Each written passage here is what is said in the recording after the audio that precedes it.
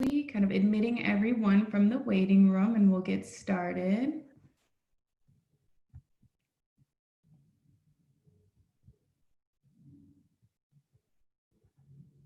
Good morning, maybe good afternoon, depending where you're at and tuning in from.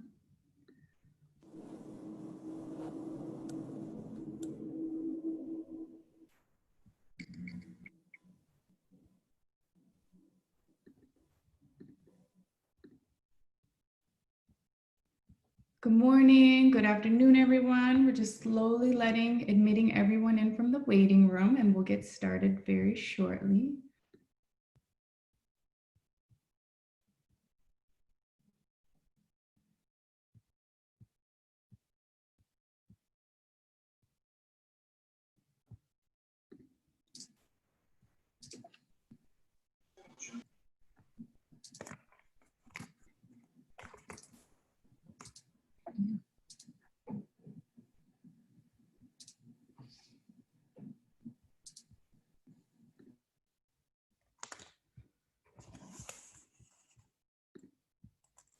Good morning. All right. We will slowly continue to admit folks as people join in, but we can get started. My name is Karina Berry, and I'm the Director of Outreach at the Center for Advanced Studies in Child Welfare.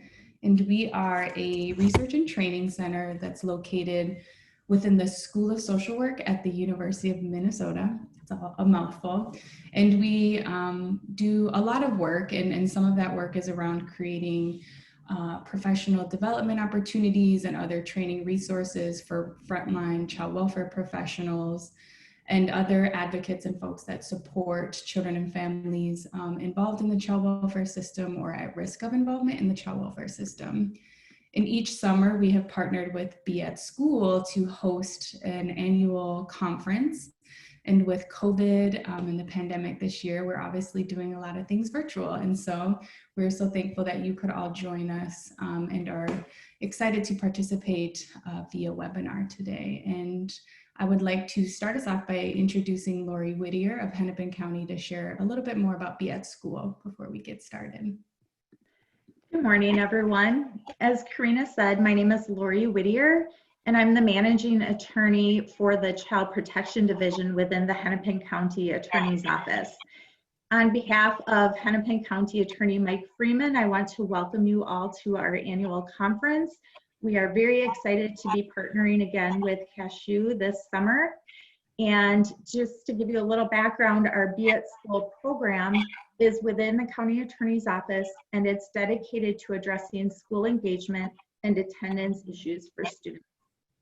This spring in Minnesota, our school districts finished the school year with distance learning and faced many challenges with that sudden transition, including technology issues and finding ways to support the educational needs of students and families while also tracking school attendance.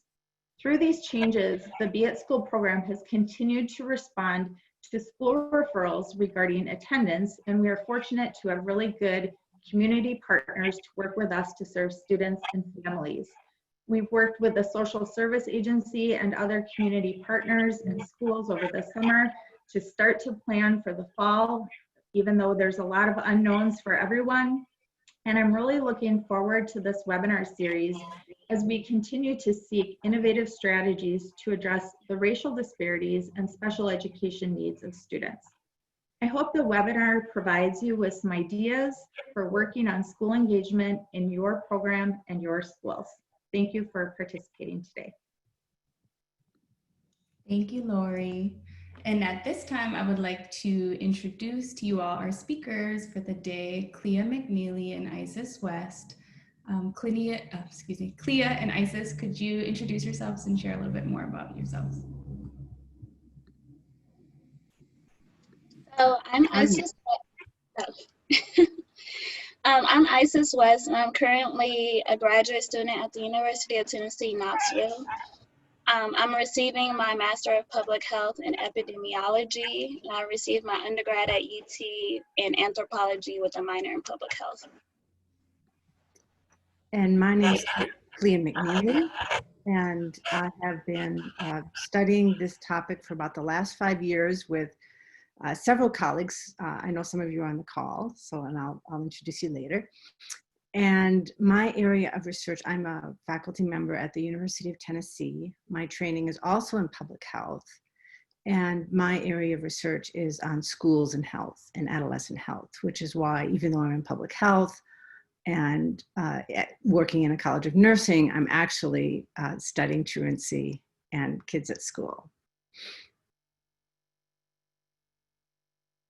Karina, should I just jump in? Yeah, take it away. Okay, so share the screen. I need to do a little caveat. I am, of course, because this is COVID. There we go. Okay, whom share? How come when I shared it didn't? There we go. Thank you. This is COVID, so we're all working from home, and the next door neighbor started to sand the deck at about 15 minutes before this call. So I hope this sounds okay, but if it's not, it's not, because there's nothing I can do about it. So anyway, we're going to talk today about absenteeism policies and a little bit more about us. This work started being led by Lynette Renner, who's on this call, and it started studying a truancy intervention program and the family truancy intervention program at Ramsey County, in Ramsey County, Minnesota. And I want to emphasize that we studied the program that is different than Student Attendance Matters, which is the program now. But we studied a program that is similar to what I think the majority of school districts in the country, if not Minnesota, are doing. So our research partners are the Ramsey County Attorney's Office, Ramsey County Public School Districts, and MinLink, which is headed in by Christy and Tracy. You're also on the call, I noticed. Our work was funded by the National Institute of Justice and the Spencer Foundation, and we worked with an amazing set of colleagues from all over the country. I'm from Tennessee. I hope you hear my Minnesota accent. I'm a native of Minnesota. I'm a product of Ramsey County Schools and the University of Minnesota, and it's these ties that brought me back to do this research. So let's jump in. I'll be stopping a few places along the way to take any questions, and at that point you can unmute yourself and please ask a question. And also, if you can use the chat. I don't see the chat, but Karina will be monitoring the chat, and she will interject at the appropriate place with any of questions or grouping questions that she's starting to see come in. So today's webinar, I'm going to describe current, meaning pre-COVID, absentee policies, show how they disproportionately penalize students of color. We're going to talk about just some ideas for potential reforms, all of which are untested. We don't know if they might work. And then at the end, if there's time, we'll go into breakout sessions to talk about how this applies now during COVID. A crisis is also an opportunity, and I bet you're vomit-worthy in terms of hearing that phrase come at you, but it's true in terms of this is an opportunity to think about resetting some attendance policies, how we're taking attendance, and how maybe we can set it up so equities are reduced. So I wanted to start with talking about not just what the policies are, but where they came from, because all of our decisions and policies, no matter what it's about, come from our values and assumptions about the way the world works. And that is true also for attendance policies. And they're based on values widely shared, quote unquote, American values. So the first is individualism, right? That it is a personal choice whether or not to follow the rules. And since it's a personal choice whether to follow the rules, the responsibility for that, again, falls to the individual child or family. We also really value, we want our policies to be moral. And we equate good behaviors with good character. So that if you show up on time, you are civil, you're hygienic. That's all a sign for us as a society of good character. Conversely, if you are not uncivil or do not show up on time, we consider that a lack of character. We also, as in America, are in love with the concept of deterrence, which is a whole nother topic as to whether it works, but it is a value that we hold dear, that the threat of punishment prevents rule breaking. And it starts very early. You know, if you don't tie your shoes, you get a timeout. And so this idea that if you don't attend school, there are punitive consequences is very much a value that undergirds our absenteeism policies. And equal opportunity, meaning that rules should be applied evenly and fairly. And I'm using the words we, and I'm saying we're using the words our, and it's because we've looked at policies across the entire country. And I wanted to say, I forgot to say on the last slide, that this research is, that we're going to present today is coming from two arms. One is that Isis and I did a review of about a random selection of about 125 school districts across the country, including all of Hennepin County school districts. We looked at your attendance policies. And they all look very similar. And so we have that work that we're presenting from today. And then we also have the evaluation I mentioned earlier was done on data from 2006 to 2015. And MinLink just is this amazing group to work with that keeps that data super clean and super secure, so we could never identify any child in that data and no one else could get access to it. So absenteeism policies, going back to the talk, reflect these values. So very fundamentally, we distinguish excused and unexcused absences. And in fact, this is entrenched in state laws around education in 43 states, where you're required by law to distinguish between excused and unexcused absenteeism. We also punish students and families only for unexcused absences, those that were a choice that reflect poor character or poor behavioral choices. And our policies are intentionally colorblind. They're not based on race, ethnicity, or income. And now Isis is going to present the next few slides, and then I'll pick it up. But at this point, are there any questions, Karina, that are coming from the chat room? Anything we should address? We just have one kind of comment question. At some point, and maybe an email later, could you provide the resources you're using that show deterrence works, that a threat of punishment actually prevents rule breaking? So. I'm so glad that came up. Actually, there's very little evidence of that. Deterrence doesn't really work, but it's a value that we hold dear. I'm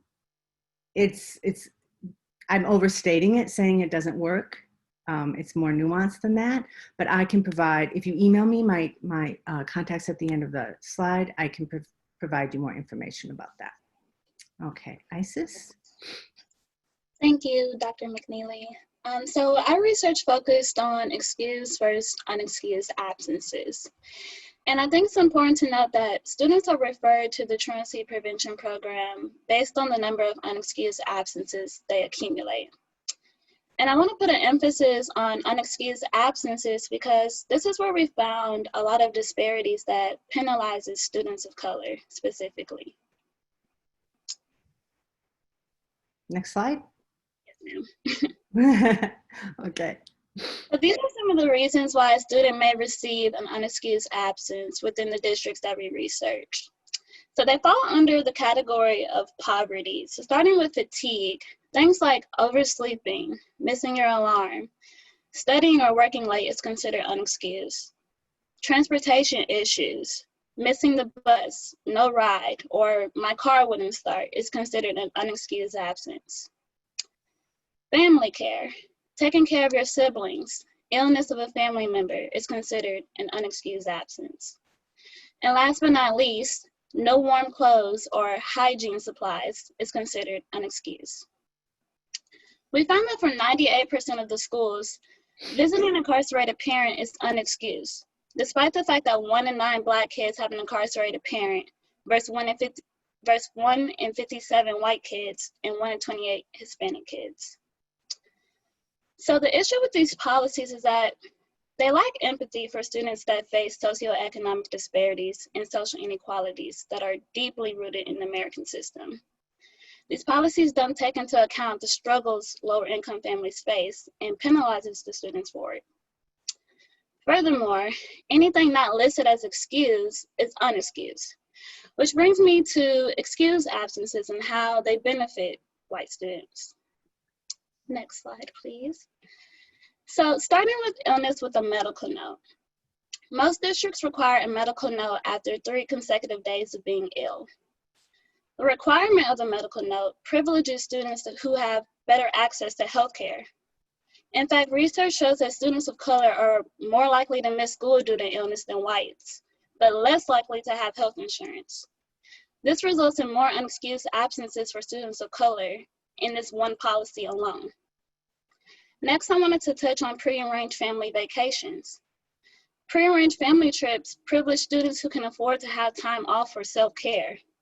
Yet, as we've seen before, family care, such as being needed at home or babysitting, is considered unexcused. Is the PowerPoint still up? Yeah. I don't know what happened. Can you see it? No, we lost it. Okay, let's try this again.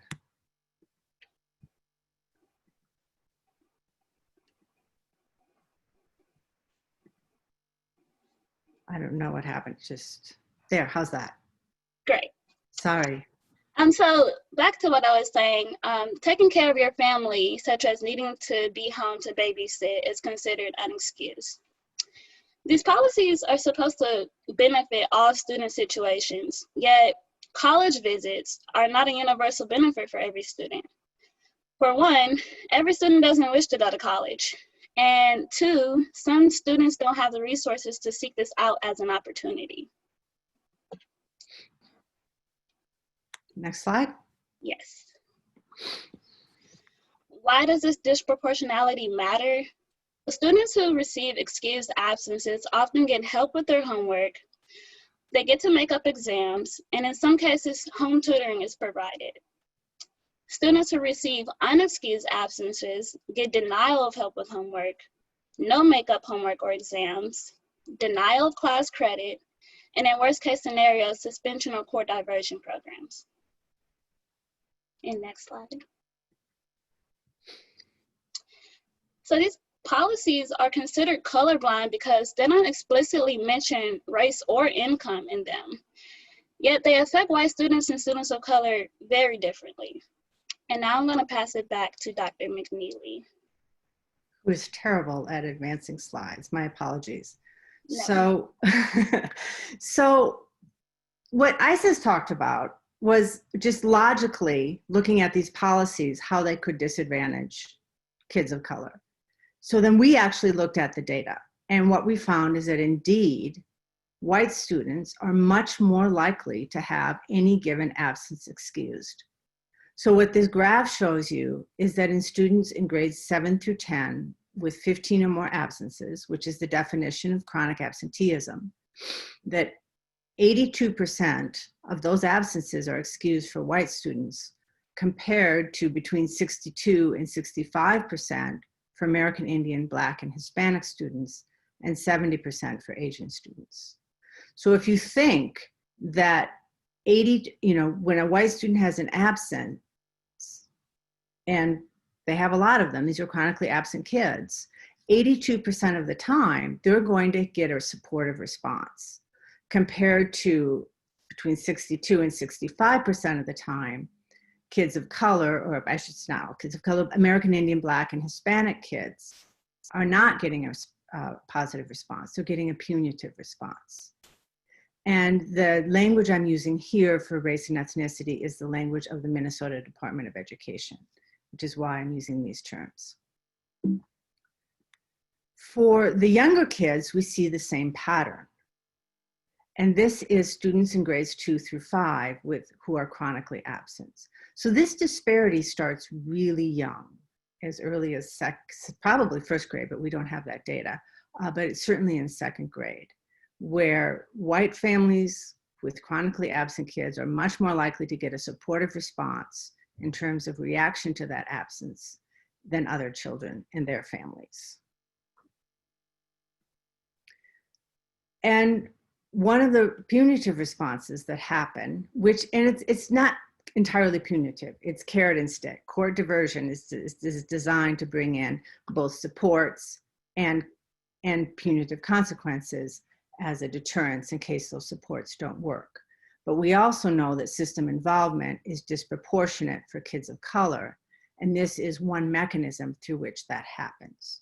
So as probably most of you know, the court diversion programs generally consist of 3 steps. They sometimes have slightly different names, but after a certain number of unexcused absences, say 5 to 7 to 10, parent meeting happens, which in these days is a video, an online video usually, that they need to participate in. And then more unexcused absences becomes step 2, which is sometimes called STAR, sometimes called SART, but it's where you have a student attendance contract in place. And in some school districts, that's where child welfare is brought in for the younger children with the educational neglect concern. And if the absences do not subside, if there's more absences, then the family or the child can go to juvenile or family court. And what we found when we looked at truancy petitions, this is the older kids, a similar pattern for referral to educational neglect for the younger kids. But in the interest of time, we're just presenting the findings for the older kids. We find that Black students are 2.2 times more likely to be petitioned to court than white students who miss the same number of days of school. Now, I want to be really clear. I'm not making a comment on whether being petitioned to court is good or bad, right? We have other research commenting on that. What I'm saying here is that there's an equity in it happening.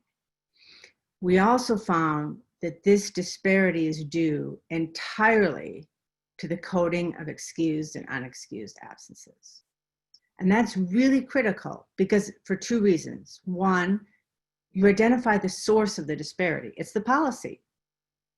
And the second is, implicit bias doesn't have to happen here. I'm not saying it's not happening, but if you administer these policies, these definitions of absences completely without implicit bias, you will get these inequities. It's not an interpersonal racism issue. For Hispanic or Latinx students, 1.6 times more likely to be petitioned to court than whites who miss the same number of days of school. This is also due entirely to the coding of excused and unexcused absences, which has the same implications as I just mentioned. The story is different for American Indian and Asian students. So American Indian students are 4 times more likely to be petitioned to court than white students who miss the same number of days of school. And these percentages are really startling. So this again is back in 2006 to 2015. Things have really changed in Ramsey County, but not, so this doesn't apply now. But my guess is it probably applies elsewhere, but we don't know. But by the end of 10th grade, 16% of American Indian students were petitioned to court for truancy, and compared to 3% for white students.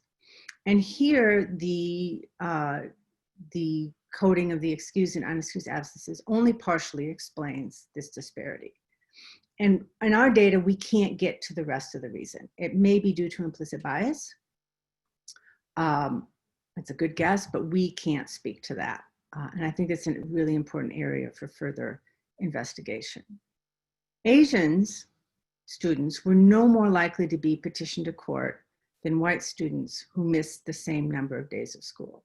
So even though they had more unexcused absences, a greater percentage of their absences coded as excused, they were not more likely to be petitioned to court than white students, which suggests there might be some implicit bias in the other direction. right? That they're quote unquote under-referred compared to how many unexcused absences they have. So I'd like to stop here and see if there's any questions. Clea, I can share a couple from the chat box. That'd be great. One person is wondering, is some of the disparity also based on poverty, parents working multiple jobs, so hard to call in, lacking phone services, etc.? Yes, I think that is the point, precisely the point. And because of structural and systemic racism in society, it's not random who is poor. So these racial and ethnic disparities are very much linked to poverty. But it would be a mistake to say it's poverty, not race, because you can't separate, because of our systems of systematic structural racism. You can't separate race and poverty like that. Does that make sense? I'm asking 250 people if it makes sense, but I hope it answers your question. Another question is, does the research account for families not self-reporting their exact reason for an absence, such as saying the child is sick versus the child woke up late or had to babysit? So we have data from the schools and just on whether the absence was excused or unexcused. So you people from schools know much more than I do about all the complexity that goes into those decisions. And that there's certainly, so there is certainly some decision-making and potentially bias in that I have a favorite student, I'm gonna really help them get those absences in, and I'm gonna coach them in what the excuses need to look like versus other students. So what goes into creating those absences? Absolutely, that's part of it. Is getting a reason that's excused or unexcused and supporting families in doing that. And I've spoken to a lot of school people who say, I know it's for an excused reason, but I can't get documentation. So it ends up having to be unexcused. And that can be really frustrating for folks. Yeah.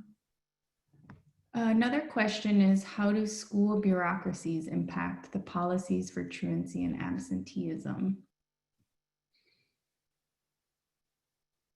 I think I need more clarification on what is meant by school bureaucracy. If you want to clarify that in the chat, and then we can come back to it. Yeah. Or speak, or say something that would be. Yeah. Ask that question. If you would be comfortable speaking. It might be easier if I just speak. Yes, that'd be great. But what I meant by that is, at least like I know with Philadelphia, looking at some of those different bureaucratic structures within education versus like different things with the school district and different confines that may be placed on principals that want to do certain initiatives for their students that could decrease absenteeism, but maybe the school district doesn't really give the go-ahead due to different funding constraints and stuff like that. Or there are certain policies at the federal and state levels that are hindering different capacities at the local levels and things like that, if that makes any sense. Absolutely, yeah. And the answer, of course, is of course it makes a difference, right? And when speaking specifically about absenteeism policies, when we did this review, one of the things that was really interesting is how much discretion the policies would give the principal and his or her, or their, I should say, the principal and their appointee in making the decision whether something's excused, right? So some schools, it was completely discretionary up to the school staff, and other school districts gave the staff absolutely no discretion, right? So in those situations, we don't know if that makes a difference. Like, I would love to look across school districts. Contact me if you have any interest in this, and see if this kind of discretion on average makes any, reduces inequities or makes them worse. Because you could see it going either way, right? But I think it's something we need to look at. Does that help, Rachel? Does that answer your question? Okay. Anything else before we move into the next step? Yeah, I mean, there's some there are comments like folks are eager and looking forward to getting into solutions and kind of where do we Do go it. from Let's do it. So many people want to start with exploring their own data. And I've gotten kind of used to looking at school data on excused and unexcused absences. I'm passionate about this topic. If it doesn't come through, let me just emphasize that with a big orange happy. I would be happy to help anyone look at their data. But I think since these are embedded, these disparities are embedded in the policies. So there's stuff we can do at the margins that I'll get at in a minute, but I think this really calls for an reimagining absenteeism policies. And the reason I brought in the values at the beginning is that do our policies actually honor those values? And it's really interesting because if you look at the state laws, they assume that truancy is voluntary. And many of them use the term willful or willful deviance or willful truancy, right? But I think from our policy review and what ICES talked about, I think it's a fair question as to whether how many of these are truly voluntary. And efforts, in fact, efforts that you can do to try to further your child's education. So for example, if you are going to a school that's further away through open enrollment, but then you miss the bus, there's an unexcused absence, right? Because it's harder to get there or something like that. So how much is voluntary versus involuntary? And if we flip the frame to look at it that way versus excused versus unexcused, which has much more of a morality component behind it, what would that look like? And I'm not saying to take away any of the excused reasons, right? We're talking about equity. We're not talking about sacrifice or anything that currently is happening for white students has to go away, but the benefits need to be extended is what we're talking about. A lot of districts, and this would be another thing that would be really interesting to look at, is in our review, we found that several, I wouldn't say many, but several districts kind of have a adult workplace policy. So you get a certain number of excused absences, 10 or 5 or whatever, no questions asked. Those just happen. And then after that, most absences are unexcused. You need a pretty darn good justification after that. Vacation doesn't count after that. Does that reduce equity? Does that reduce overall absenteeism? We don't know, but I think it's something to really think about. So there's also some easy changes to current policy, and I put easy in quotation marks, I think in respect of what Rachel was saying about bureaucracies, and it can be hard to change policies. But one of the things that could happen pretty easily is just move things from the unexcused column into the excused column without fundamentally changing the paradigm, right? So one thing that's really obvious is visiting an incarcerated parent. In our review, we found that 56% of schools allowed up to 4 or 5 days a year for visiting a military parent. That could be extended to visiting an incarcerated parent. It can be verified, it can be documented. Excusing more days around the death for the death of the family. You could also document the need to care for an ill sibling when a parent's called into work and they don't have a childcare option. And all of these can have limits, right? 3 days for that, 1 day for that. The point is these absences are happening anyway. It would just give a supportive reaction to help them be in school versus a punitive reaction. And there's this whole movement in the whole chronic absenteeism movement that all absences count and we need to focus on all absences.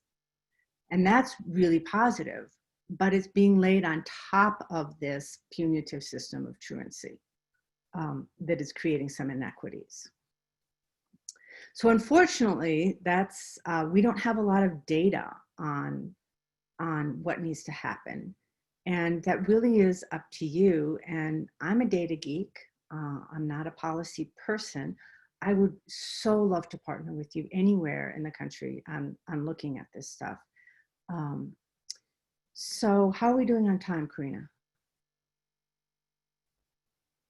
All right, we are doing good. It's 11:36.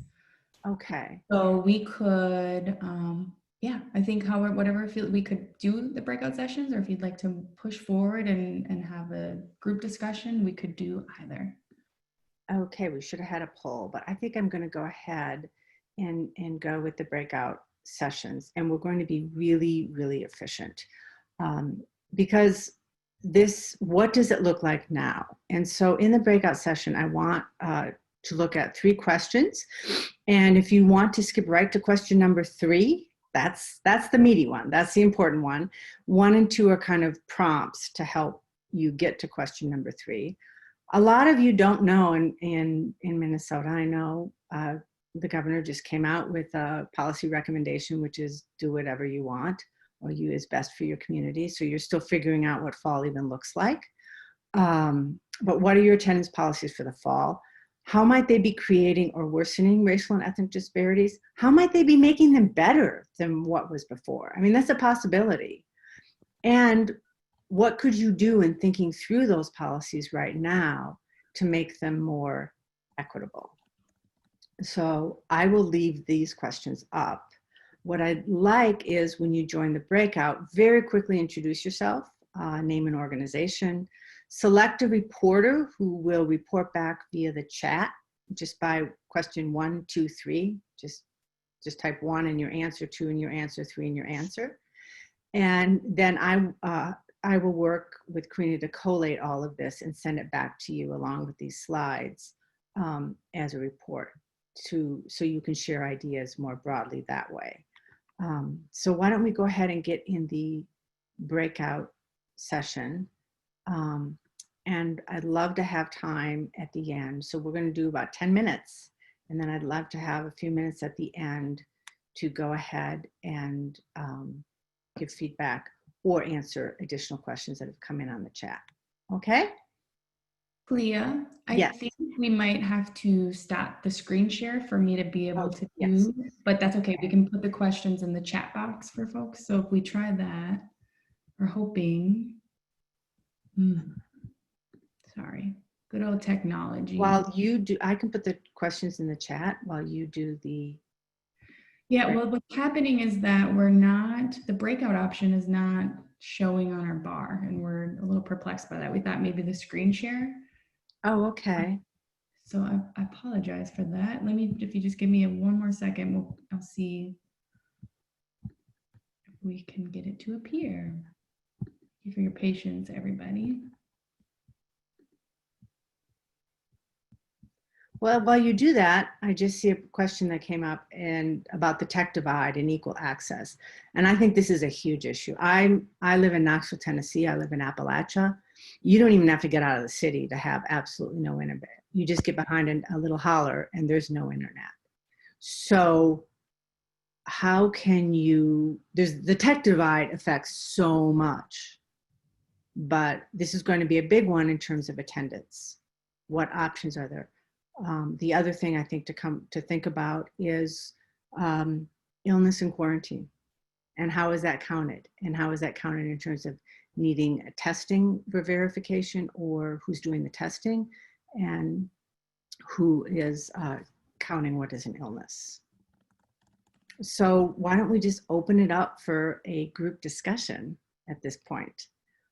I don't have the answers. If you were coming here for answers, I'm really sorry to disappoint you because this is really tough stuff. I'm looking to us as a group to come up with answers and then offering my services to help use data-driven methods to see how we're working.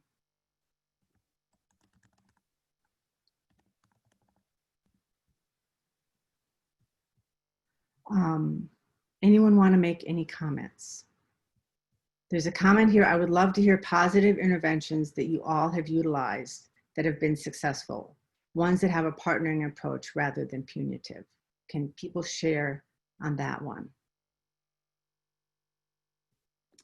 So my name's Rennie. I'm in the Robbinsdale district in Minnesota. When we went into the distance learning, we had the principal, assistant principal, I'm the social worker. We met and we talked about how to do the attendance with all those factors in place. And what we did is if a student if there was no connection made by the teacher, EAs, anyone working with the student for a week, then we kind of set up a protocol of steps to take. And so we would have the teacher try to make a contact via phone and email, and through CSAR, whatever aspects they used. We would have whoever the point person was, everyone was assigned to calling a certain amount of students each week. So we would try that first. Then if there was no response, I would send an email to the families, and often I'd get a response back. And if not, then we made a letter that the principal sent out. No, first the principal then would make a call, try to contact. Then we'd send a letter. If there's still no communication, then we went and did a home visit. Before we did anything with trying to get Be at School to try to help us make some connection. So we put in like 5 or 6 different steps prior to going to that because of all the things going on, and just wanting to make sure they're okay. I mean, we made sure in our letters and emails, everything, that this is just we just want to make sure everyone's okay. What can we do to help? It wasn't, even the letter was much more positive than the attendance letters we send out during the school year. About miss, you need to do this. So we kind of established all those protocols before we went to the Be at School role. And what's your experience with that? Has it been useful and helpful? Yes. So we probably had, and I mean, our numbers were low. We probably had 12 students we had to do this with only. And the one that we did have to Be at School for help, there's kind of underlining pieces there with involvement already from the county. So but it was only, like I said, that one family that we had to ask them to help just to make sure the kids were okay. So usually, I actually, when I emailed them, I'm sure because I'm the social worker, I got a response, but it was all very positive. Or if the principal had to call, then usually she'd get back. So I probably only sent 5 letters out of those 12. So we're getting requests for that protocol. If you have that protocol written out at all, or if you could write it out and send it to Karina or myself, my email's on there, we can circulate it to everybody. And if you would allow us to circulate it to everybody, I think people would appreciate that. I know I have it somewhere in my Google Drive, so I will look for it after this. Okay. Yeah, it's not urgent, but it would be really wonderful. We're getting a lot of curiosity and interest about this idea of having a certain number of days. And I hope it's okay if I call on Carolyn Farrell, because she said you do 5 activity days, you offered that. Could you speak at all to how that is working, to give people, families a certain number, or anyone who's doing this, give families a certain number of days? Does that increase positive communication with families? Does that reduce workload? How does it affect equity? Does it blow up your absenteeism? These are all questions I think are unanswered. So if anyone who's doing this kind of thing could speak to how the model works, it'd be great. Hi, can you hear me? Yes. Wonderful. So I am an administrator. I'm a principal at a charter school in Richfield. And when I was the assistant principal 9 years ago, we didn't really have an attendance policy. So I really took it over and developed it. And what I learned is when it was so strict, there was no flexibility. And so I ended up recommending these family activities days as a way for families, if they need to take a day off to tour another school, if they need to go to Arizona for whatever reason, there's no discretion. And it has created so much flexibilities for our families. Not everybody uses them. I would say not even a third use them. But if they call us the day of and they're embarrassed, and I'll say to our office manager, just let them know they can take a family activity day. No questions asked. It's fine. Don't feel like you have to be embarrassed. They shouldn't have to feel that they have to explain themselves away to us. And that has created so much flexibility, and it's not being abused at all. I absolutely think it's really our best system that we put in place for flexibility for families. And then after those days are used up, you go back to the normal excuse. Correct. Yep. Yep. Correct. Yep.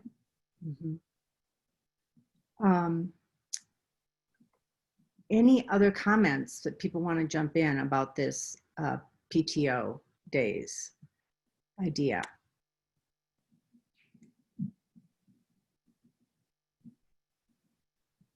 I'm just curious about how you rolled that out and explain what was the best format to explain the families the change in policy. I'm sorry, Catherine, could you repeat that? We're having a little trouble hearing you.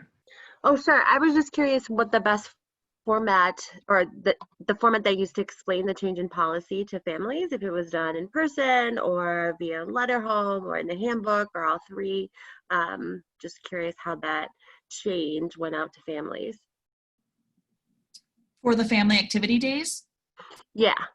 Sure. So it was, so we share the handbooks in August with the principal newsletters, and we post them to the website, and then we'll do any highlights. So we have uniforms at our school. So we'll say, hey, this year you can wear navy blue. That's in addition to the tan color. Please note in the attendance, this was updated. And then it's just word of mouth, you know, and then reminding families when they call school to really make sure we're telling them that they can use it, so that because many of them aren't even aware of it. So it's the receptionist reminding them, hey, you can use family activity days for this event. Thank you. Yeah. And I would say, looking at the policies the way we did, schools are all over the map, or districts are all over the map in terms of how they're communicating these policies. Some of them say excused absences and unexcused are awarded and are given in terms consistent with district policy, A42.12. And then you go to that and it says, we will do things consistent with statute XYZ, right? And this stuff is so buried that parents could never find it. Yeah. And other districts put it in 3 languages in their parent-family handbook. And I think communication is a really important issue. Attendance is, as many of you probably already know, attendance in the early grades, kindergarten and first grade, low attendance. There is an issue with parents not knowing how critical school is in those early grades. So better communication is always good. And that also, I think, speaks to someone's question about, are there differences in absenteeism by age? And yes, there are. 11th and 12th grade, it starts spiking up a lot. And in the very early years, it's actually higher in the elementary years than in the older kids. Let's see. People jump in if there's something you really want attended to, because there's a lot in the chat to go through. I have a question. Mm-hmm. So I'm in Robbinsdale and school district, and I work at Armstrong High School, which has roughly 2,000 students. So, truancy is a big gnarly mess anytime. And during COVID, we just said gig over with distance learning. But so my question is, and maybe if there's a Hennepin County person here could address this. If the research shows that that punishment does not really change things, I think everybody has anecdotal data that, especially for chronic truancy, by the time they hit high school, they have gotten those letters, the STAR meetings, the PGMs, it goes from right into the recycle. And I'm wondering if the county would ever consider getting away from a punitive model altogether and instead providing resources at the schools for, helping them line up community services. I guess, going away from a punitive model to a complete support model in a variety of different ways. I'm going to jump in before Hennepin County does, if you don't mind. I think that's a really important question. And I don't think we know the answer to that. Because in our research, we showed that court diversion did not improve attendance over a direct referral to court. But because all states have these laws that you have to do something about truancy, there is no group for which there is no punitive action, right? And I think that is a really important question. And it could blow up absenteeism, or it could actually really turn things around. And honestly, I'm a program evaluator. So many programs that I thought were fabulous don't work, that I no longer will take a stand and say, I think, I just don't know. We just don't know. But if anyone wants to be brave and play around with these ideas, there's money to do it. And we could do a little experiment with some schools doing one policy, other schools doing another policy, and we could just see what happens. And that, I think, would be really powerful, important work. So I'm putting in a plug for calling me and working with me, and I hope people would like to do that. And then let your question be answered by the person you wanted to answer it, which is Hennepin County.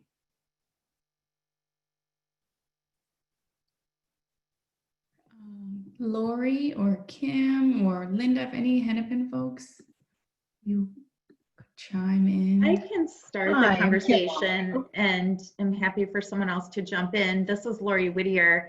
What I would say is that, as far as I understand, Be It School really has moved away from the punitive model as far as truancy for older kids. And we really are petitioning very, very few students into court because honestly, we haven't found that to be an effective intervention over the years. But we are referring students at some point to the community agency, and there's a specific review of each student's situation to determine when and which agency they would be referred to. And the idea is that community agency is going to look at the family's situation and provide whatever supports are needed, whether it's communication with the school issues, whether it's any issues regarding poverty, needs that the family has, just them not understanding the policy or rules involved. So I think that we are really trying to be as supportive as we can, but also, help address the issue, because we know that students who miss too many days are going to fall behind, and the opportunities down the road for them, can be somewhat limited too if they miss too many days year after year. So we do want to try to get them in school so they have an opportunity to learn, or figure out a plan with the school system to get the work at home where they can do the work at home as well. And I also want to say that those of you working in attendance have done an amazing job. Back in 2000, you had average daily attendance rates of like 65%. They were really low in the Twin Cities. And all the easy stuff's been solved, right? You guys are working with tough issues. There's a question here that really got my attention I want to address. And that is from Brooke Davis. Clea and Isis, what are your thoughts on attendance works? Do you feel it's aligned with the equitable attendance practices we want to strive for? No, I don't. Attendance works is really advocating colorblind attendance policies. They are saying we need to move away from unexcused absenteeism, from measuring unexcused absenteeism. And unless there's data on excused and unexcused absenteeism, which schools by law are needing to do, unless there's data on that can become visible, these policies will not, the negative inequitable effects of these policies cannot be seen. So first of all, I'm not saying any of this is intentional, but if you read their website, they're burying and advocating for the burying of measuring and publishing and making available unexcused absenteeism data, because they don't want to focus on that. If you also read the language of their policies, is very colorblind. They say that the problem with attendance is parents not being aware of the value of education. And that's pretty ethnocentric. And I think that's the polite word you could say to looking at that. So I think they really, I love their approach on all absences count. I love their approach advocating for chronic absenteeism. I love their approach for making data available, but I'm concerned about how colorblind they are in their advocacy. And if you look at the chronic absenteeism research, which we've looked at very carefully, they don't disaggregate by race ethnicity in terms of effects. But in one paper I found buried in the appendix showing that these interventions are about making parents aware of the importance of school, which is necessary and is needed, but that they're more effective for white students than they are for kids of color. Because we also know that all families value education for their children. There are not racial disparities in the value of education. There's racial disparities in parents' ability to access that education for their children. And there's disparities in the system that hinder your efforts to help those families access education. There's barriers on both sides, right? So I have mixed feelings about attendance works. And sorry, I saw that question. Obviously, it's a hot button issue for me. And I never thought I'd have a floor of 250 people to say this to. And if there's someone from attendance works here, my apologies, but I really encourage advocacy on your part for not burying this issue of excused and unexcused, and for tackling some of these legal mandates to continue. These are 150-year-old laws, right? How do we need to legislate this differently? And that's a great role for attendance works that I would love for them to see. I've sent them my research, right? Lynette and I have sent them our research, and we didn't get actually we got no answer. So I don't know what they think about it. So that's that. We have 3 minutes. I'd like to end with people are asking other people who are doing some of this creative stuff how well it's working. So I would like to end with a couple of really 1 minute each, please, success stories about things that are really working during COVID to support families in accessing education. Because that's really what attendance is about, is supporting families in accessing education. Is that okay, Karina, that we end with that? Okay. Mm-hmm.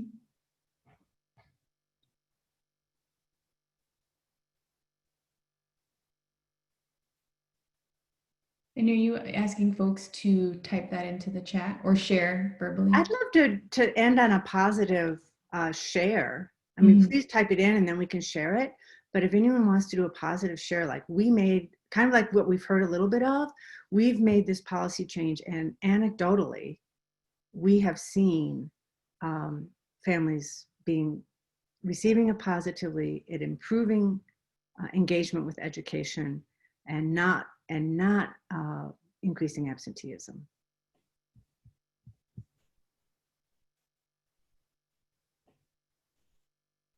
And from the comments, what I'm seeing is it's just a lot of hard work. It's a lot of hard work, contacting these parents, supporting families, and that you are doing it while your own kids are having to learn in alternative ways, and your own lives are disrupted, and you do have job loss in your families. And this is really, really hard times. And I guess I will conclude by saying that I am just finding your comments and your commitment to this really inspirational. And it makes me very, very proud to be a Minnesotan, because I don't get this reaction to this work and this commitment to move forward and make progress on this issue in audiences everywhere. So thank you so, so much.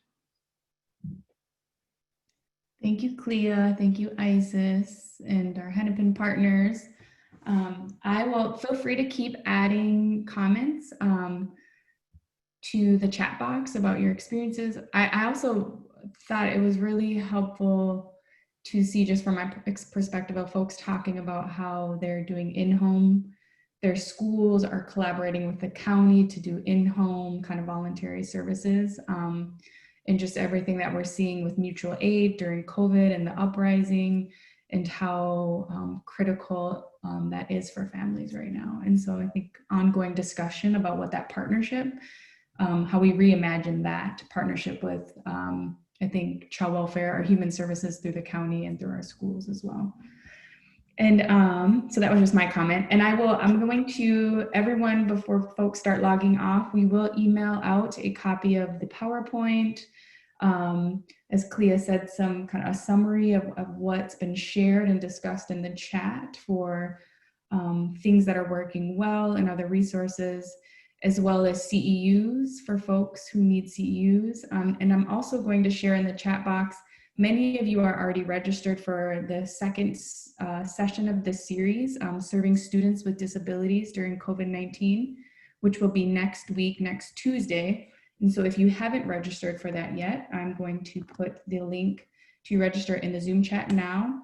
And you can also find that information on our website at cascw.umn.edu. Sending that in the chat. Oh, that did some weird, it spelled it wrong. Like the nut.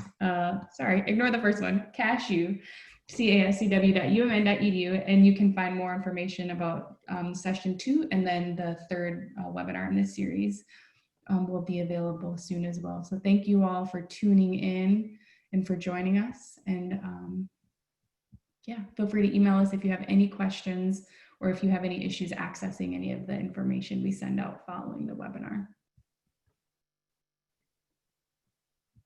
And I added my email. So if you have any burning questions, please email me. I'd love to continue the conversation. Thank you.